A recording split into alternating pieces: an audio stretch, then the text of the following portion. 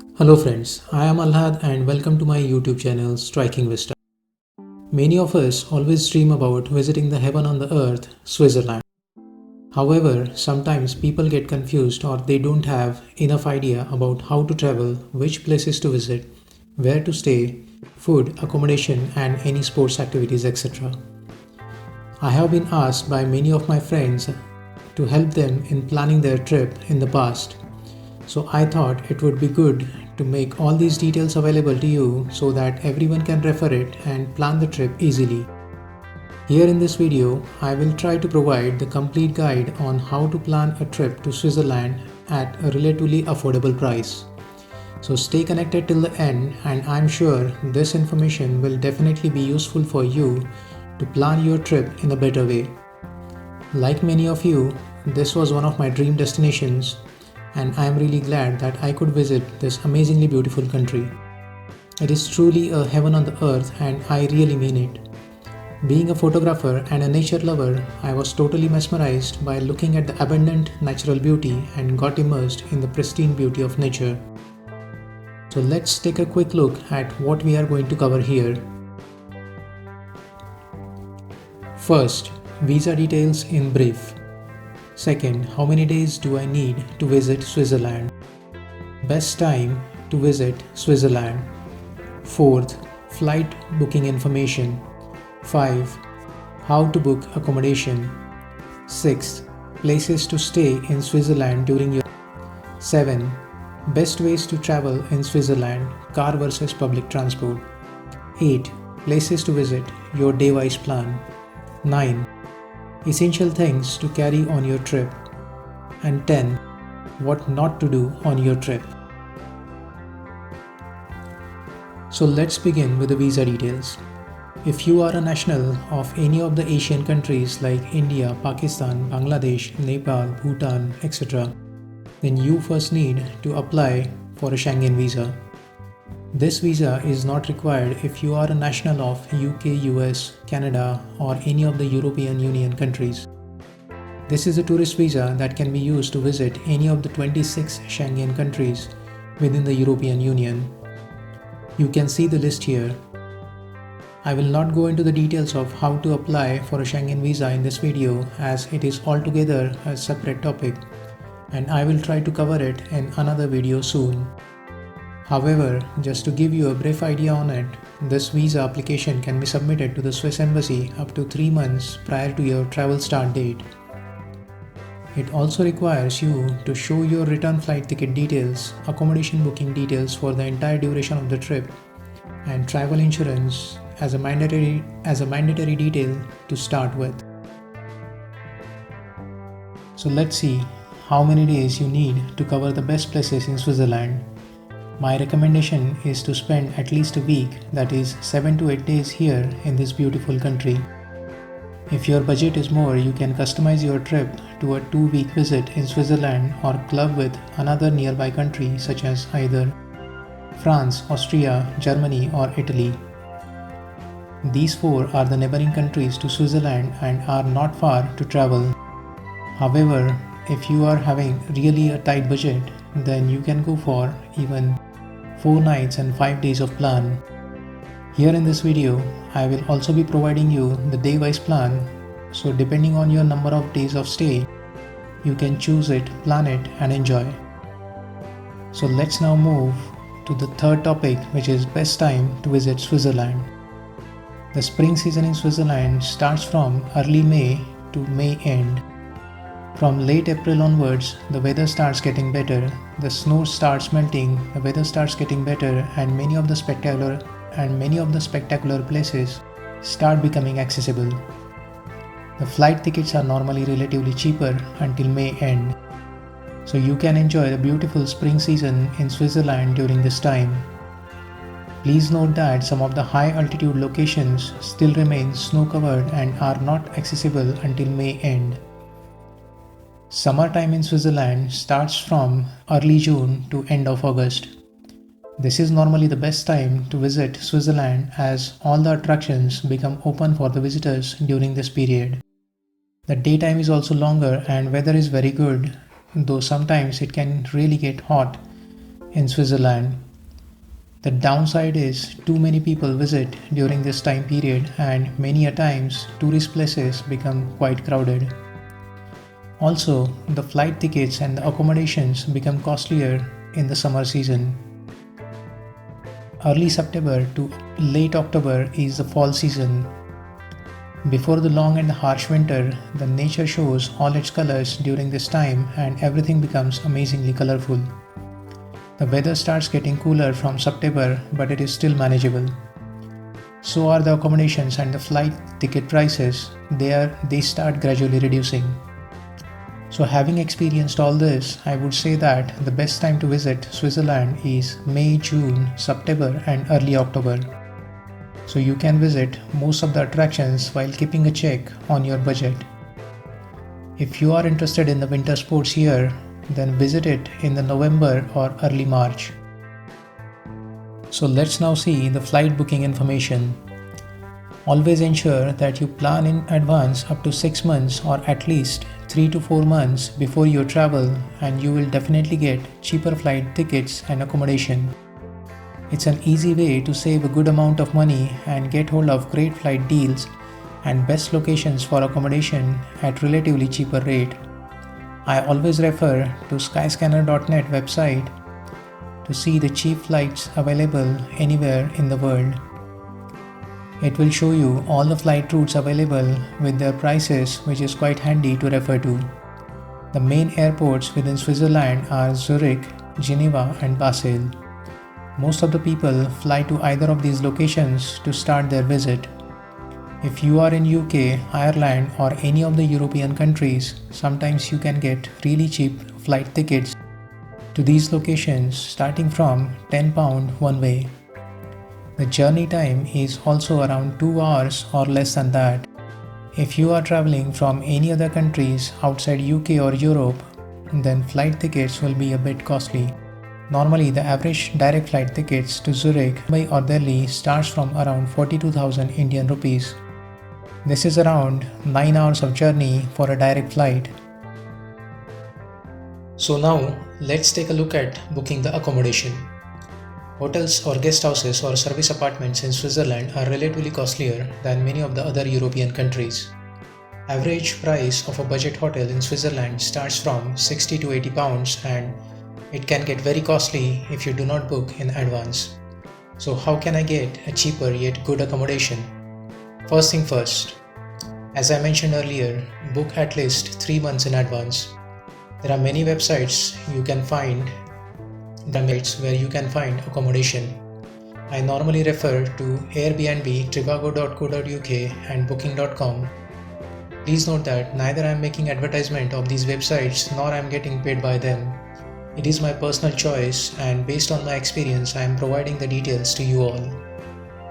If you are going to travel by public transport here, then always consider booking the accommodation near the train stations or book it in such a way that it should be easily accessible by the public transport. Look out for the accommodation where you can get at least the basic kitchen amenities so you can save some money on the food. Bear in mind that the food is also very costly in Switzerland, and a plate of vegetable curry can cost you around 20 pounds. Airbnb provides the cheapest accommodation of all, and having experienced all it, I can definitely say that many of the accommodations are very nice and equipped with the kitchen facilities too. Airbnb does not provide the exact location of the accommodation while booking. It only provides the area name of the accommodation. So you need to look out in the Google Maps to see the approximate distance and how to go to that area. Once you are sure, then go ahead and book it. Alternatively, trivago.co.uk and booking.com provides good alternative options and provides exact locations of the hotel or the guest houses. Always look for the public review of the accommodation that you are looking at. Almost all the reviews are really genuine and you can rely on it. A rating is also generated based on the reviews, and any hotel with a 7+ rating is considered as a suitable option. If you are coming by If you are coming by your own car or planning to hire a car on rent, then you can choose to stay slightly outskirts of the town and you will get many more excellent options at a cheaper price. So the next question is where to book the accommodation? Well, to answer that, we should look out for a place from where most of the places should be easily accessible. Interlaken West is a traditional resort town in Switzerland and most of the tourist places are very near from this town. So consider booking at least 4 nights in or around Interlaken West. The nearby villages or towns include Wilderswil, Thun, Brinz, Spies, Lauterbrunnen, Grindelwald, Wengen, etc. And you can choose to stay here during your stay.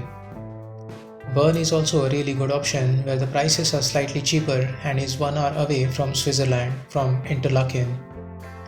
This capital city is very good and a great alternative to Interlaken if you are ready to travel 1 hour in both the directions. 2 nights can be booked in or around Lucerne city, which is the second biggest city in Switzerland. And 1 night can be booked in the Zermatt village. This is the valley town in Switzerland and is really awesome and a must-visit place. Alternatively, choose to book all the 7 nights in or around Interlaken as a single accommodation. This involves a bit of travel for a couple of days, but you should still be good as it is not a very big country. On the plus side, you don't have the hassle of finding more than one accommodation for the entire trip. Also, you don't have to worry about shifting to other places as check-in and check-out times normally have around 5 to 6 hours of gap in between. So let's now see the best ways to travel in Switzerland. This beautiful country is well known for its world-class public transport system.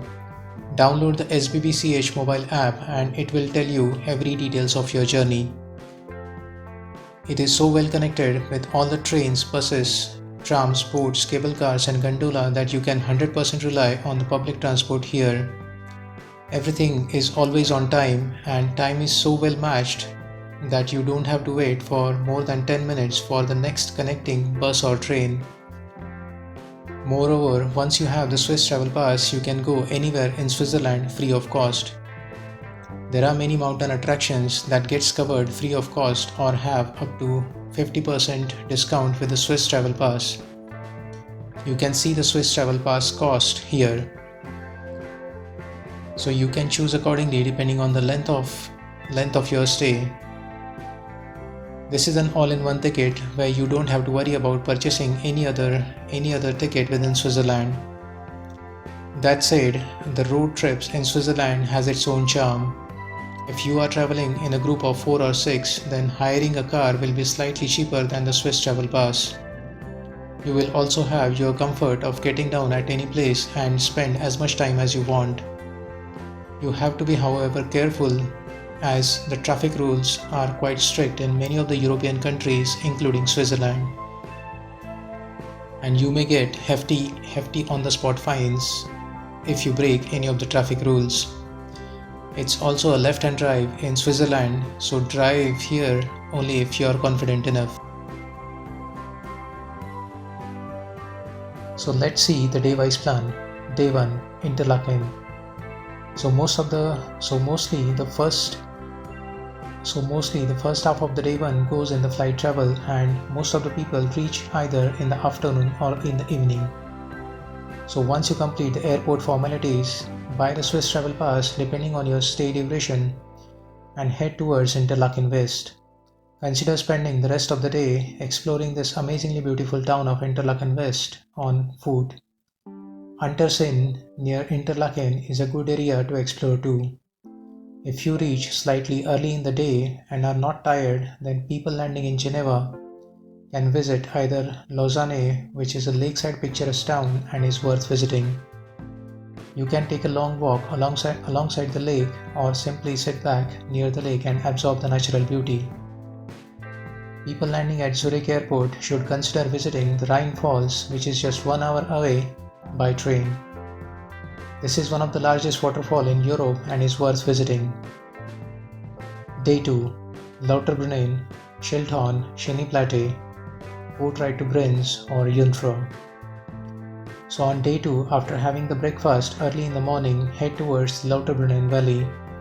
This is one of the magical villages in Switzerland and takes around 30 minutes by train. Explore this valley town of Lauterbrunnen in the morning.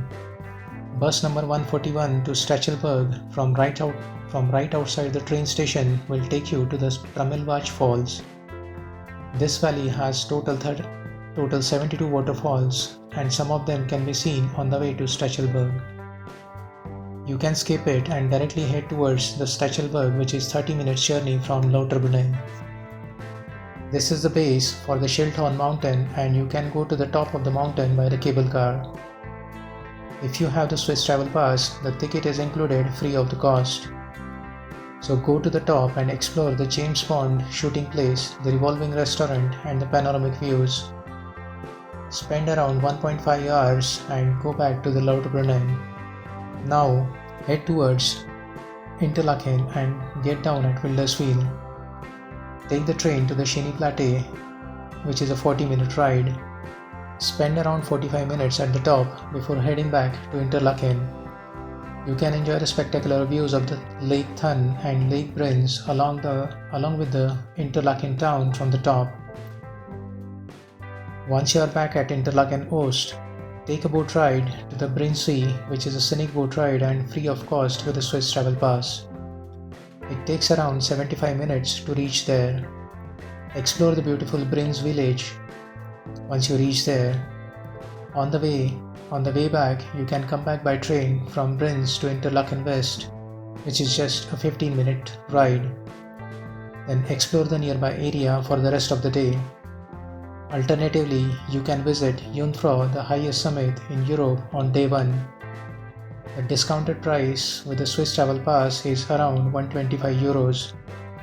Jungfrau is extremely beautiful, but I feel it is equally costly too. You can cover many other equally great attractions at a lesser price in Switzerland. But if you choose to go to Jungfrau, then spare at least 6 to 7 hours to visit it.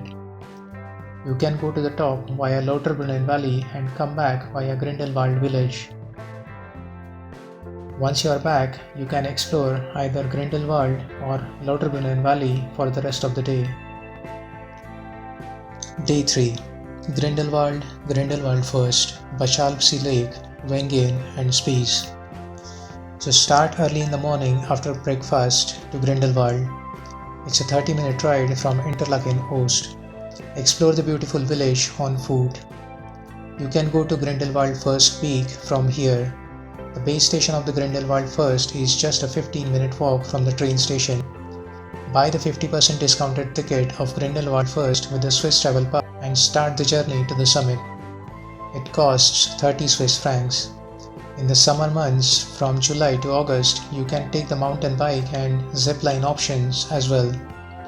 It is not included in the ticket price, but it's a great fun. Once you reach to the top, you can do the cliff walk as well and enjoy the panoramic views of Grindelwald village. There is a beautiful lake at the top known as Bachalpsee Lake and can be visited during the summer months. It's an easy trek of 45 minutes from the summit and it is worth visiting. If the entry to the lake is closed, then come back to the base, and on the way back you can come back via zip line or the mountain bike if you have opted for it. Have your lunch at Interlaken and head towards the Wengen village via Lauterbrunnen. It is situated high above the Lauterbrunnen valley and is very scenic. You can get the spectacular views of the Lauterbrunnen from here. Spend a couple of hours here exploring this beautiful village before heading back to Interlaken.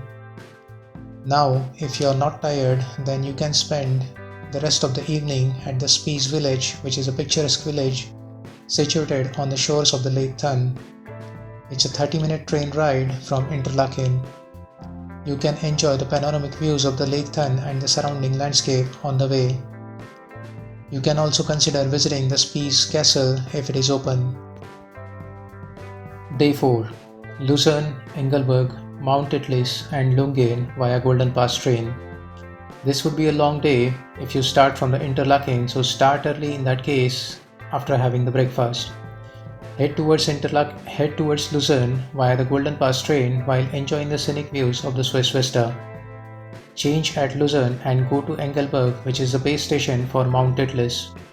This is one of the famous places in Switzerland and is really beautiful. Purchase the discounted ticket of 45 Swiss francs at the base and go to the summit.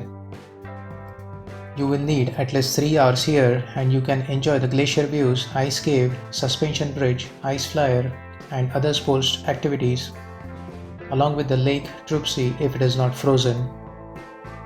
There are 2 restaurants, one at the top and other at the base of the Mount Titlis. The one at the base is an Indian restaurant and you can have the lunch here, and after the lunch you can head towards Lucerne, which is a 1-hour train ride from Engelberg. Visit the Chapel Bridge, Jesuit Church, Lion Monument and Lake Lucerne at Lucerne. Spend approximately 2 hours here for visiting these places. Now on the way back to Interlaken, take a quick stop at the beautiful Lungen village. This is really scenic and full of natural beauty. Spend around couple of hours here and then head back to the hotel. Alternatively, Mount Pilatus is a great alternative to Mount Titlis and is really beautiful. It's also around 1 hour from the Lausanne city. You can experience the world's steepest cogwheel train journey to go to Pilatus.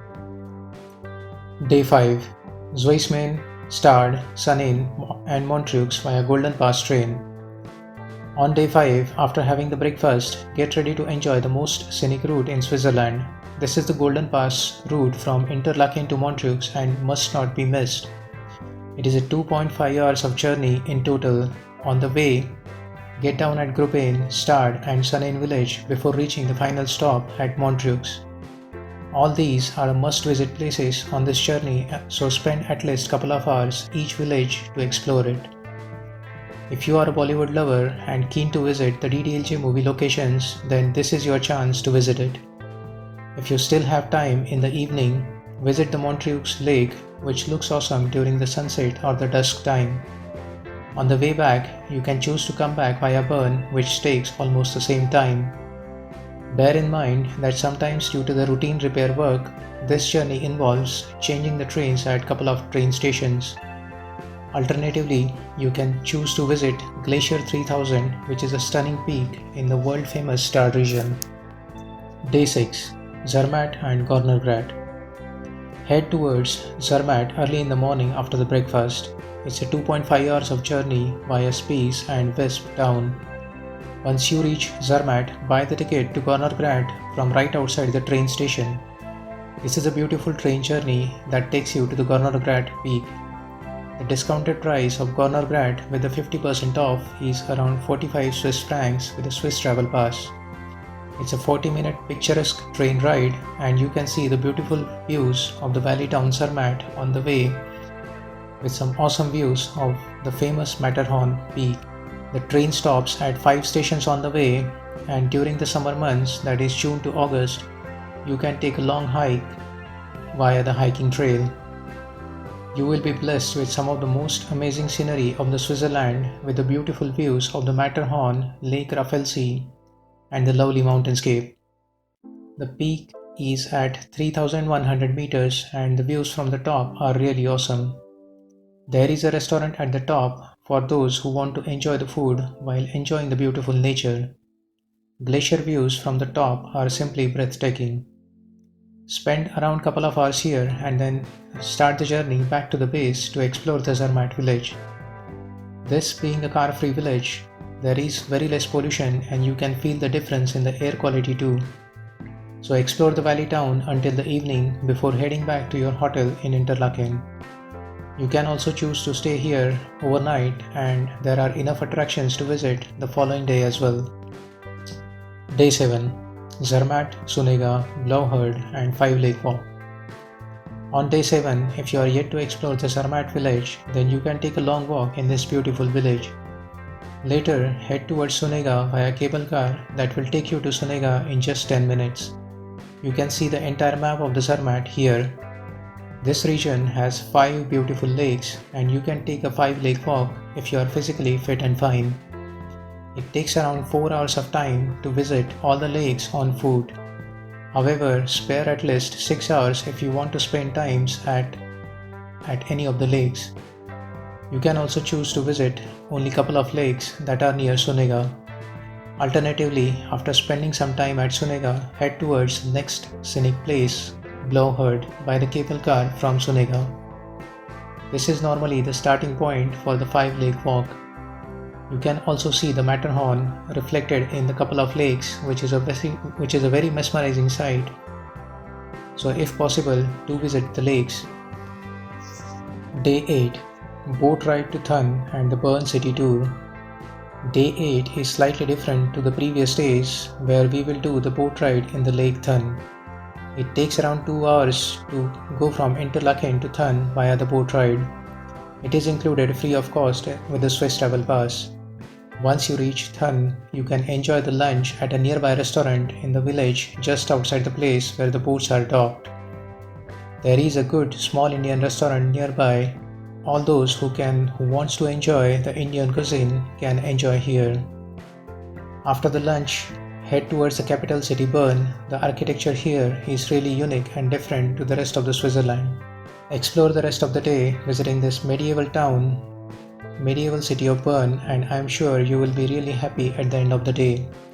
The old medieval buildings, Bern Cathedral, Parliament Building, Rose Garden, Hare River, and the old Bern city is really worth visiting. Day 9. Lucerne and Blossy Lake. If you love hiking, then this is the day for you. Today we will visit the largest glacier in Alps, the Alecht Glacier. It has a length of around 23 kilometers and has a volume of 15.4 cubic kilometer. It's a must-visit place for the nature lovers, photographer, and in general who wants to get a closer look at the glacier. For this, first head towards the Fisch via Spies and the Brig from Interlaken. This is a 2.5 hours of brig journey by train. From Fisch, take the cable car to Egesson via Fisch Alp. Once you reach Egesson, it's around 15 minutes of hike to the viewpoint. From there, the views of the glacier are simply out of the world. You can also explore the area further, but ensure that you are physically fit and fine before going for it. The oxygen level drops here at this height, so people may find dizziness or may get a headache as well. On the way back, visit the crystal clear Blossy Lake that is around 3 hours by train from Fisch. It's again a brig journey via Brig and Kandersteg villages before the final stop at Blossy BE. From here, the lake is just a 15 to 20 minutes of walk on foot, but it is really worth visiting. Day 10. Bettmer Alp and Bettmer Horn. Bettmer Alp and Bettmer Horn is a great alternative to the Day 9 with similar attractions and is really a great place to explore too. So you can choose between Egesson and Bettmer Horn to view the Alecht Glacier in all its glory. I personally feel the Egesson provides the better views of the Alecht Glacier than the later one. Bettmer Alp is a small village with a beautiful lake for you to view. So that covers our Day 10. Day 12, 13 and 14, Glacier Express and St. Moritz. If you choose to stay for 15 days in Switzerland, then you can go for the Glacier Express that starts from Zermatt and goes to St. Moritz. It takes more than 8 hours and goes through the beautiful valleys and the mountains with the picturesque views throughout the journey. This journey is free of cost with the Swiss Travel Pass but requires reservation in advance, so plan it accordingly. You will come across the beautiful lakes, majestic mountains, massive glaciers, lovely valleys and the beautiful surrounding landscape. Once you reach St. Moritz, spend the rest of the evening and the following day exploring St. Moritz. Bear in mind that this is one of the costliest towns in Switzerland. Many celebrities visit this place to spend their holidays here. Return back to Interlaken on day 14 after enjoying the Glacier Express and St. Moritz. Day 15. Lake Geneva and Geneva City, or Lake Zurich and the city. On the last day, Before boarding the flight, if you have time, consider visiting the Lake Geneva or Lake Zurich depending on your flight city location. You can also explore the Geneva or the Zurich city if you have time. I'm sure you will take loads of lifetime memories while going back from this heavenly place. Essential things to carry on your trip to Switzerland. First, thermals, jackets, hand gloves, woolen head cap.